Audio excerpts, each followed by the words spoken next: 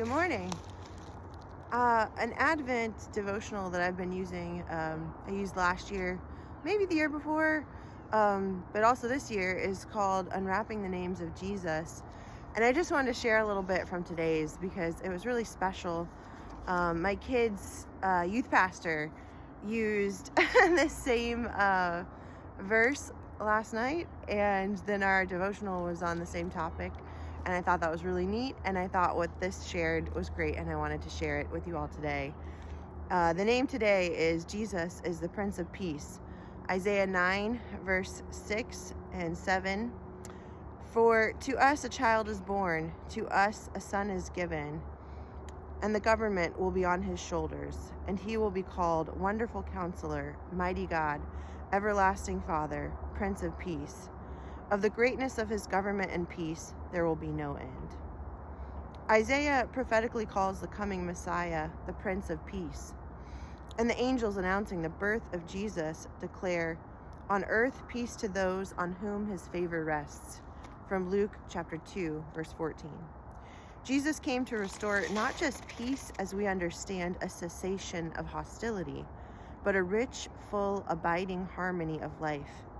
His first coming began this process of restoring peace between us and God. His second coming will bring wholeness as he intended his creation to be when he first set the universe in motion.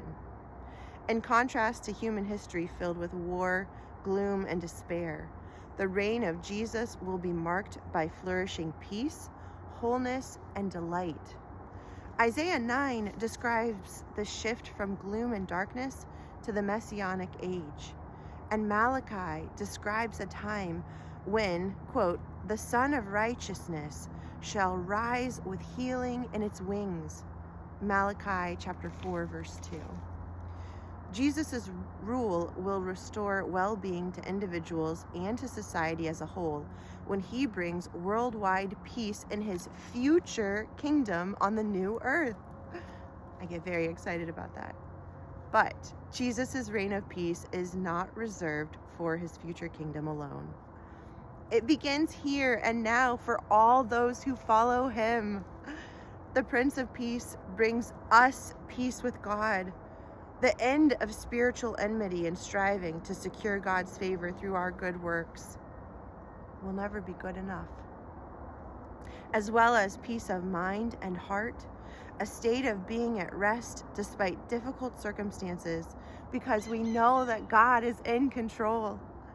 In fact, the very night Jesus was betrayed, in his last teaching moments with his disciples, Jesus promised them peace, not as the world offers it, but as only he can give, in John 14:27. This is from memory. Peace I leave with you, my peace I give to you, not as the world gives.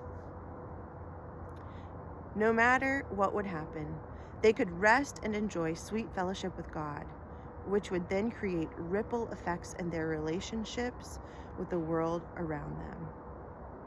We live the present reality of God's kingdom, pushing back the kingdom of darkness and bringing to fruition the peace of Jesus. Just as he is the Prince of Peace, so he calls us to be makers of peace all around us, in Matthew chapter 5, verse 9, from his Sermon on the Mount. Though the world may be caught up in anxiety and worry, we can rest securely in the knowledge that Jesus is making all things right. And we can participate with him in bringing peace to a broken world as we look forward to the future kingdom of peace.